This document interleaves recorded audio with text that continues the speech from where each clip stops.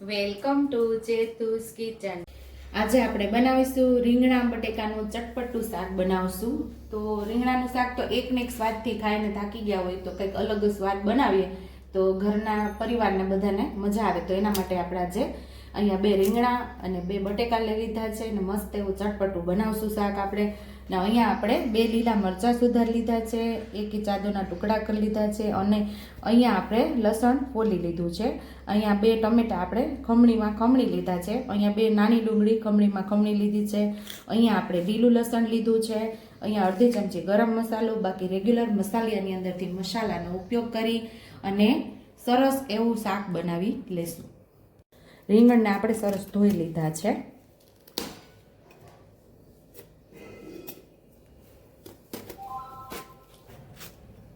સરસ આપણે રીંગણાને સુધારી લેશું મોટા મોટા ટુકડામાં।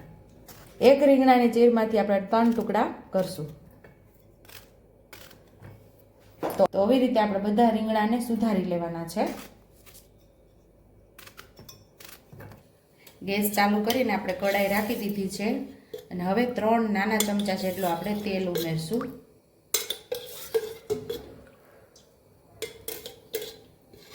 બટેકાને આપણે છાલ પાડી લેશું।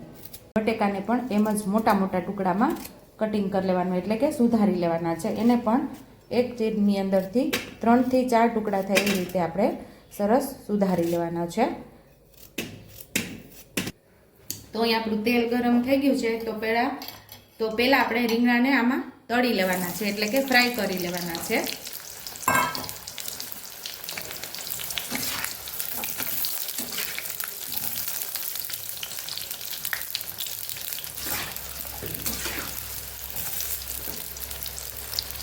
મસ્ત એવા આપણે ફ્રાય કરી લેવાના છે। ગોલ્ડન પરત આવી જાય એટલે કે આછા બદામી કલર ઉપર આવી જાય એટલે આપણે એને કાઢી લેવાના, ત્યાં સુધી આપણે એને તળી લેવાના છે। આમાં ઉપરથી બદામી રંગની પરત આવી ગઈ છે, હવે આપણે આને ડીશમાં કાઢી લેશું। સેમ એ જ રીતે આપણે બટેકાને પણ તળી લેવાના છે।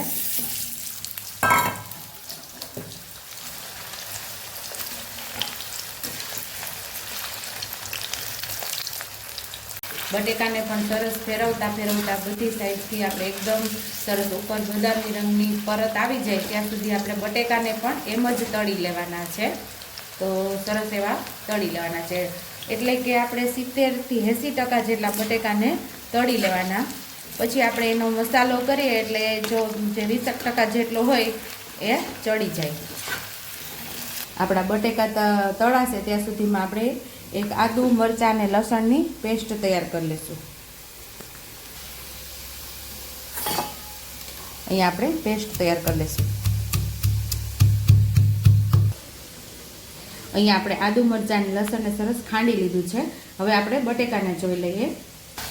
તો અહીંયા આપણા બટેકા પણ સરસ તળાઈ ગયા છે, એને પણ આપણે કાઢી લઈશું। રીંગણા સાથે જ આપણે કાઢી લઈશું। અડધી ચમચી જેટલું આપણે જીરું ઉમેરશું,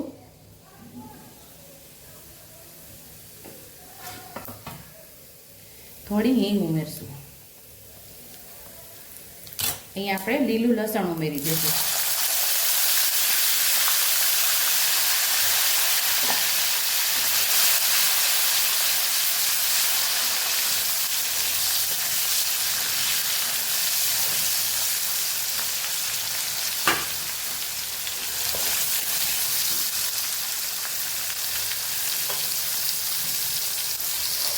અહીંયા આપણે હવે ડુંગળી પણ સાતળી લઈશું।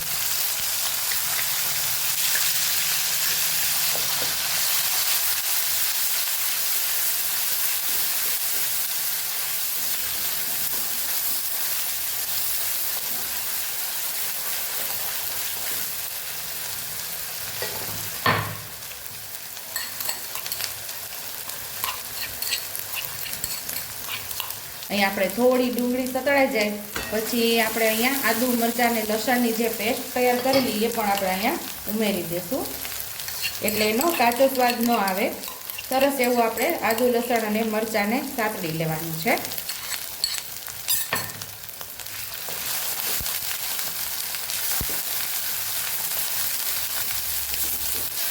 આ આદુ મરચાં લસણ અને ડુંગળી સરસ એવું આપણું સતળાઈ ગયું છે.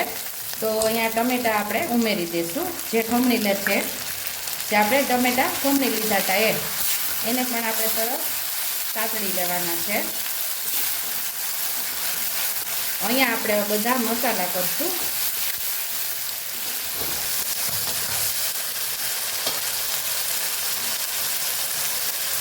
એક ચમચી લાલ મરચું પાવડર, 1 ચમચી ધાણા જીરું, અડધી ચમચી હળદર,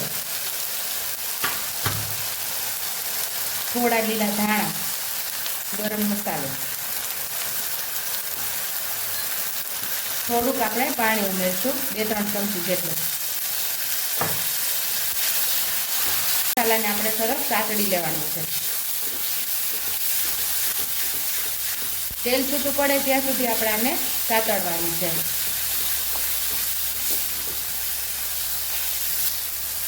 આપણા મસાલામાંથી તેલ સરસ છૂટું પડવા લાગ્યું છે.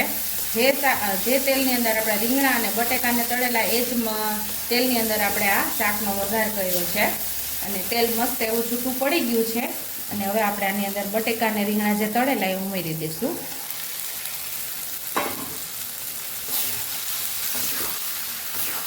મસાલા સાથે સરસ આપણે મિક્સ કરી લેવાનું છે.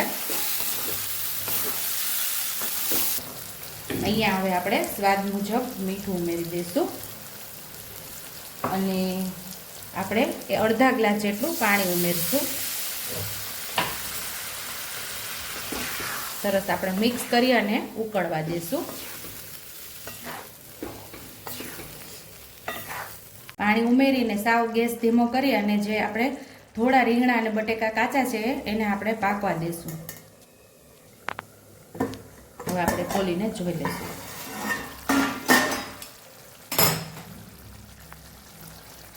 રીંગણા મસ્ત એવા પાકી ગયા છે.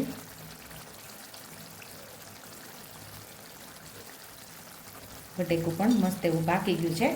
તો ટેસ્ટી એવું આપણું શાક તૈયાર થઈ ગયું છે. તો થોડા લીલા ધાણા ઉમેરી અને મિક્સ કરી દઈશું અને ગેસ આપણે બંધ કરી દઈશું. ધાણાને સરસ આપણે મિક્સ કરી લેવાના છે. ચટપટું એવું આપણું રીંગણા બટેકાનું શાક તૈયાર છે. ઉપરથી આપણે લીલા ધાણાથી ગાર્નિશ કરી દઈશું. રીંગણા બટેટાના શાકની અંદર લીલા ધાણા ભરપૂર પ્રમાણમાં હોય તો શાક બહુ મસ્ત એવું ટેસ્ટી થાય છે. જો તમને મારી રેસીપી પસંદ આવી હોય તો મારી રેસીપીને લાઈક કરજો, શેર કરજો, સબસ્ક્રાઈબ કરજો, બેલ આઇકોનને દબાવતા ભૂલતા નહીં અને કમેન્ટ બોક્સમાં કમેન્ટ કરજો કે મારી રેસીપી કેવી લાગી.